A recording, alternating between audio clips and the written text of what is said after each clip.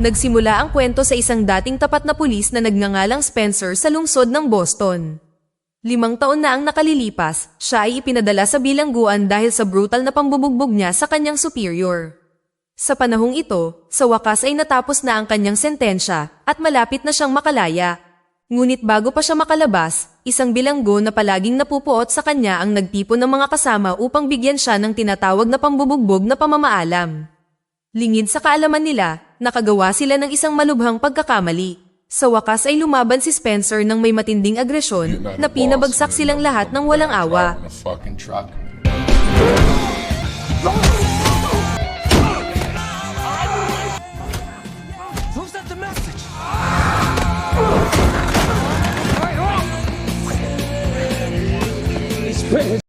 Sa labas ng mga pintuan ng bilangguan, sinalubong si Spencer ng kanyang matagal ng kaibigan na si Henry, isang kapwa veterano ng pulisya. Di nagtagal, dumating din ang kanyang dating kasintahan, umaasang sasalubungin siya muli.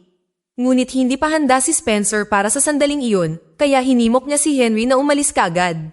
Dinala siya ni Henry sa isang bakanteng apartment na pagmamayari ng kanyang ama na nagbigay kay Spencer ng matutuluyan ng ilang araw. Bagamat malaya na si Spencer, may nag-aabang na problema sa kanya. Di nagtagal, binisita sila ni Driscoll, isa pang pulis na aktibo pa rin sa serbisyo, at nag-alok ng tulong kung sakaling may kailangan si Spencer. Ipinapalagay ni Spencer na mamumuhay siyang mag-isa, ngunit ginulat siya ni Henry sa pamamagitan ng pagdadala ng isa pang dating bilanggo na nagngangalang Hawk. Ipinaliwanag ni Henry na ang yumaong ama ni Hawk ay matalik niyang kaibigan noong high school pa lamang.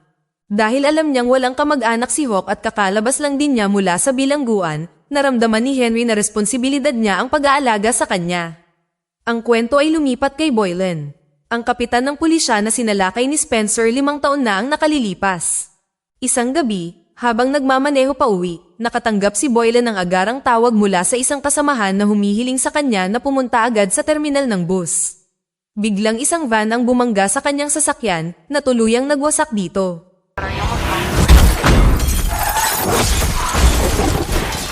Ang pagbangga ay isang patibong na maingat na isinagawa ng isang grupo ng mga kriminal.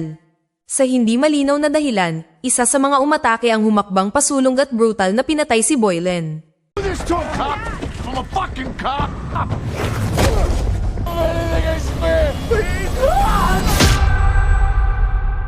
Kinabukasan sa ibang lugar, isang pulis na nagngangalang Terry ay natagpo ang patay ng kanyang asawa sa loob ng kanyang nawasak na van. Di nagtagal, ang pagkamatay ni na Kapitan Boylan at Terry ay niyanig ang buong lungsod ng Boston. Naniniwala ang mga investigador na pinatay ni Terry si Boylan at pagkatapos ay nagpakamatay. Habang nanonood ng balita, hindi makapaniwala si Spencer sa opisyal na paliwanag. Sa kanyang pagkakaalam, si Terry ay isang mabuting pulis at hindi niya kailanman gagawin ang isang bagay na tulad nito. Nararamdaman din ng asawa ni Terry na si Thea ang parehong pagkadismaya at pinaghihinalaan na may mahalagang bagay na nakaligtaan ang awtoridad. Dahil sa pagdududa, binisita ni Spencer si Thea at tinanong kung nagkaroon ba ng alitan sina Terry at Boylan. Ipinaliwanag niya na ang dalawa ay napakalapit at nagiinuman pa nga nitong mga nakaraang araw. Habang nagpapatuloy ang pag-uusap nila, ipinahayag ni Thea ang pag-aalala sa maaaring mangyari. Binalaan niya si Thea na manatiling alerto, pagkatapos ay tumungo sa isang bar kung saan karaniwang nagtitipon ang mga pulis. Sa bar, natagpuan ni Spencer ang isa sa mga malalapit na kaibigan ni Terry at tinanong kung ano ang nangyayari sa pagitan ni Terry at Boylan nitong mga nakaraang araw. Isiniwalat ng lalaki na minsan nang ipinagtapat ni Terry ang kanyang hinala na si Boylan ay isang maruming pulis at napilitan siyang imbestigahan pa ito. Di nagtagal, dumating ang isa pang pulis. Ang pangalan niya ay Macklin, isang dating kaklase sa akademya na ngayon ay napromote bilang sarhento, na pumalit sa posisyon ni Terry. Ang makita ang isang katulad ni Spencer na nakatambay sa kanyang teritoryo ay nagpadismaya kay Macklin at sa iba pang mga opisyal, at mabilis itong nauwi sa isang pisikal na paghaharap.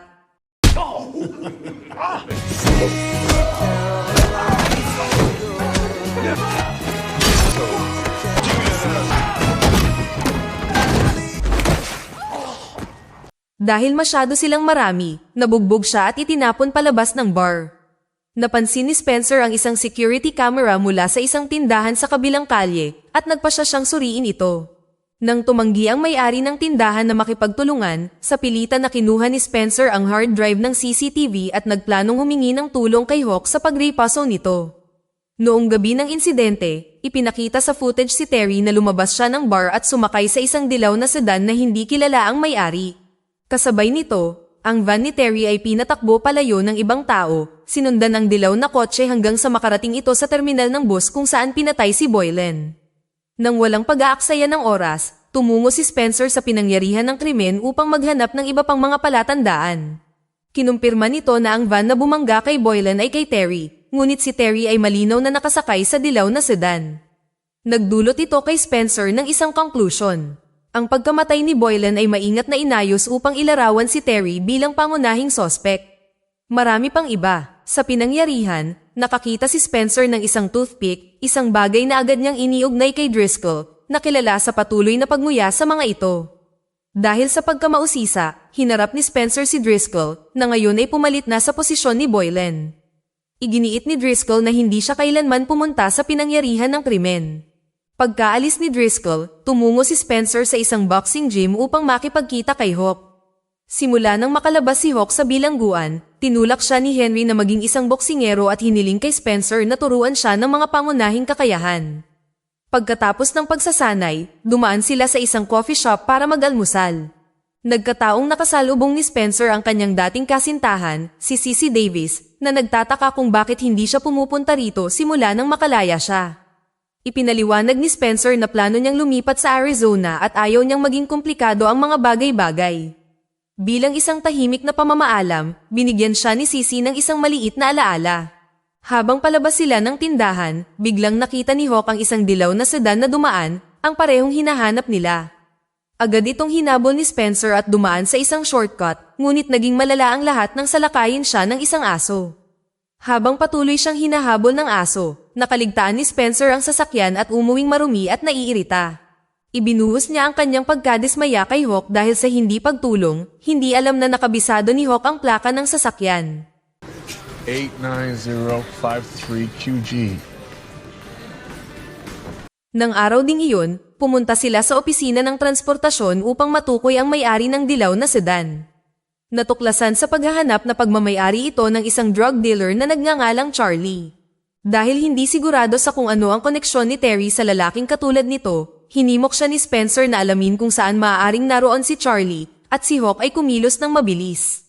Kasama si Henry, sinimulan nilang tatlo na bantayan si Charlie mula sa isang hintuan ng bus sa kabilang kalye. Ipinaliwanag ni Spencer na si Charlie ay hindi lamang isang pangunahing drug dealer kundi isa ring hired killer na hindi nag-aalinlangan pagdating sa pagpuksa sa kanyang mga target. Sa mga kadahilan ng walang lubos na ebidensya laban sa kanya, hindi pa siya nagagalaw ng pulisya. 10 taon na ang nakalilipas, noong si Spencer ay nasa puwersa pa ng pulisya, inatasan siyang kumuha ng isang proyekto ng gentrification sa Utah. Maraming residente ang napilitang umalis dahil hindi nila kayang bayaran ang halaga ng lupa. Kabilang sa kanila ang isang dalaga na hayagang tumangging tanggapin ang plano. Walang nakakaalam kung sinong mga sindikato na umupa kay Charlie, ngunit makalipas ang 2 linggo, natuklasan ni Spencer na ang dalaga ay pinatay.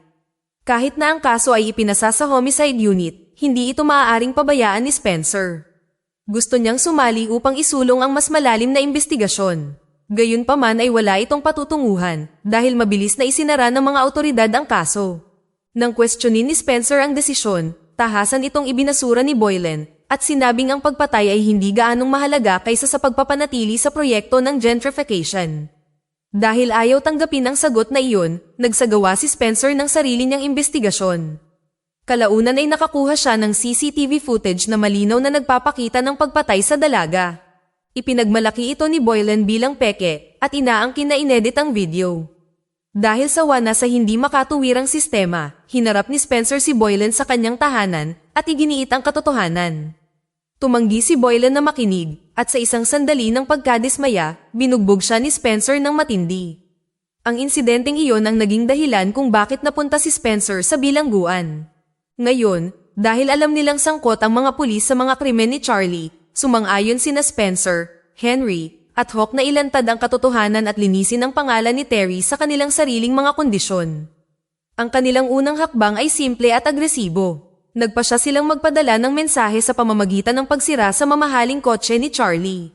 Kinabukasan, sinimulan ni Spencer na sundan si Charlie saan man siya magpunta. Sa isang punto, nasaksihan niya ang pakikipagkita ni Charlie kay Macklin, ang sarhento na pumalit kay Terry, at ang pag-abot sa kanya ng isang bag na puno ng pera na hindi alam ang pinagmulan. Nagkataon lang na nagtagpo rin ang landas ni Spencer at ng isang ahente ng FBI na palihim na sinusundan si Macklin dahil sa hinala na nakikipagtulungan ito sa mga kriminal. Ang sandaling ito ay nagpaalala kay Spencer sa bilanggo na napupuot sa kanya. Dahil alam niyang dating nagtutulak ng droga ang lalaki, binisita ni Spencer ang bilangguan upang kumuha ng karagdagang impormasyon. Nang tumanggi ang bilanggo na makipag-usap, nakipag-video call si Spencer kay Hawk na kasalukuyang nakikipag-usap sa asawa ng bilanggo. Wala nang ibang pagpipilian, sa wakas ay nagbigay ang bilanggo ng isang clue, ang salitang Wonderland. Dahil sa pagkamausisa sa kahulugan nito, tumungo si Spencer sa pantalan upang makipagkita sa isang kilalang impormante at magsaliksik pa ng mas malalim. Ipinaliwanag ng impormante na, kung tama ang kanyang mga hinala, ang Wonderland ay isang kasino sa tabing dagat na itinayo ng mga makapangyarihang elite bilang isang cover para sa malawakang pagpupuslit ng droga.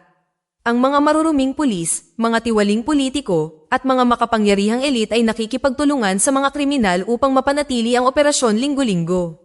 Iyon ang dahilan kung bakit itinago ni Boylan ang kaso ng dalaga at nanatiling nakatuon sa gentrification.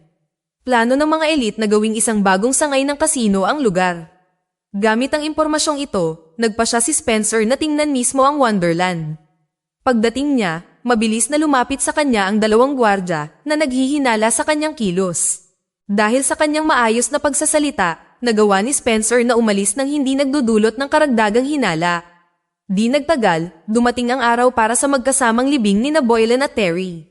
Sa seremonya, hindi mapakali si Macklin at inamin na sumusobra na si Spencer at masyado nang naguhukay ng malalim.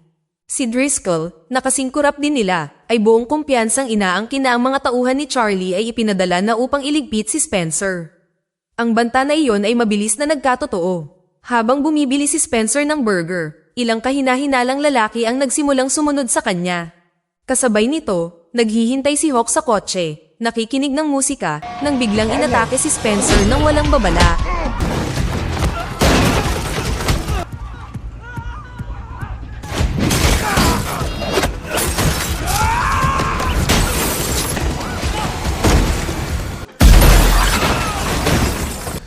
Mabilis na kumilos si Hawk, ibinangga ang kotse sa isang kalapit na tindahan at nagawang iligtas si Spencer sa panganib. Nang mapagtanto na sila na ngayon ang mga target, nagpa siya si Spencer na dalhin sina Hawk at Henry sa bahay ni Sisi para sa proteksyon. Noong una, tumanggi si Sisi. Ayaw na niyang pakialaman pa si Spencer. Ngunit matapos marinig ang lahat ng nangyari, sa wakas ay pumayag siyang hayaan silang manatili. Ang eksena ay lumipat kay Thea, na umuwi pagkatapos ng libing ng kanyang asawa at natagpuan ang kanyang bahay na ganap na magulo. Tinawagan niya agad si Spencer, kumbinsido na may itinatago si Terry na ayaw niyang matuklasan ng iba.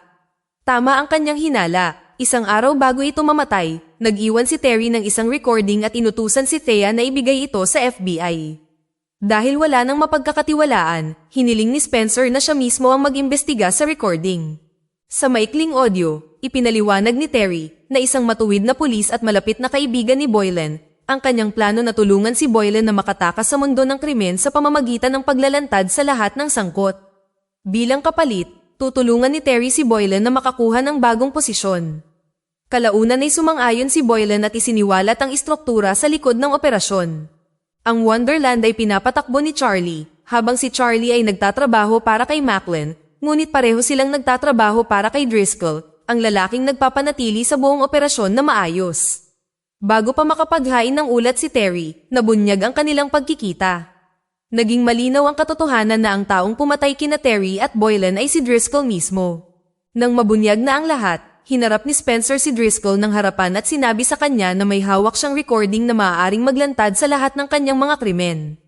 Bilang isang taong dating itinuring si Driscoll na isang matalik na kaibigan, hinimok siya ni Spencer na sumuko at hayaan ng FBI na hawakan ng iba. Ngunit para kay Driscoll, masyadong mabigat ang profit ng katiwalian para talikuran. Sa halip, nagbigay ng babala si Driscoll na sinasabi kay Spencer na mag-ingat. Dahil hindi siya magawang kumbinsihin, bumalik si Spencer sa ahente ng FBI at ibinigay ang audio evidence. Sa kasamaang palad, hindi ito sapat. Ipinaliwanag ng FBI na ang mga namamahala ng Wonderland ay protektado ng mga makapangyarihang tao at ang anumang audio o video evidence ay maaaring ituring na gawa-gawa lamang. Dahil sa sobrang pagkadismaya, dumiretso si Spencer kay Charlie at tinanong siya ng walang pag-aalinlangan. Matapos malaman ang schedule ng susunod na kargamento, tumungo sina Spencer at Hawk sa lokasyon at ninakaw ang buong supply.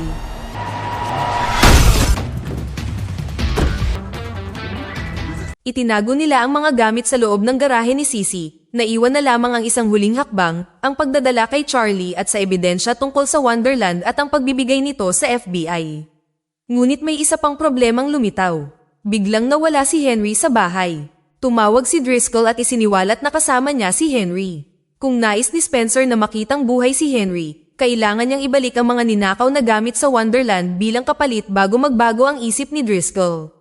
Pagkatapos ay lumipat ang eksena sa Wonderland, kung saan si Driscoll at ang kanyang mga tapat na tauhan ay nasa posisyon na inaasahan ng pagdating ni Spencer. Sa halip, may hindi inaasahang nangyari.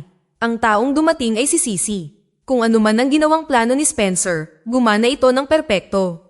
Mahina hong inakay ni Sisi si Henry palabas ng lugar, at nang walang babala, isang malaking container truck ang sumugod at bumangga diretso kay Driscoll at sa kanyang mga tauhan.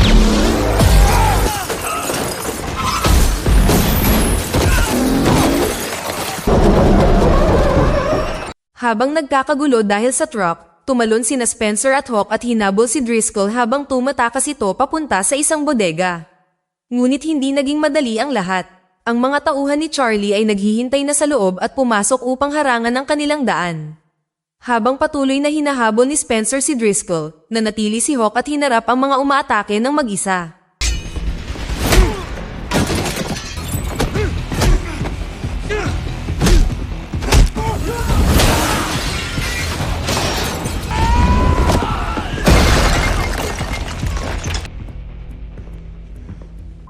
Sa huli, si Driscoll na lang ang natitira, nakatayong nakaharap kay Spencer. Dahil sa kagustuhang maging makabuluhan ng sandali, itinapon ni Spencer ang kanyang baril at piniling ayusin ang problema ng mano-mano. Weak.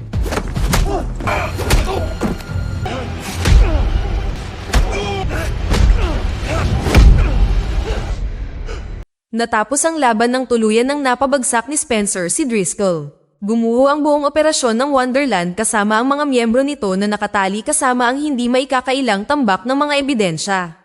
Nang pumasok ang FBI at mga tapat na pulis at ibinigay ang kanilang hatol, sa wakas ay lumabas ang katotohanan. Nalinis ang pangalan ni Terry at kumalat sa national media ang balita tungkol sa kanyang naibalik na reputasyon. Tungkol naman kay Spencer at sa kanyang mga kaibigan, huli silang nakitang nagtitipon sa isang kafe, tahimik na ipinagdiriwang ang kanilang pinaghirapan na tagumpay. Dito na nagtatapos ang kwento. Sana ay nagustuhan nyo. Mag-subscribe na kung hindi ka pa nakasubscribe. Pindutin na rin ang notification bell at like button upang matulungan ang channel, and leave a comment down below. And as always, thank you for watching.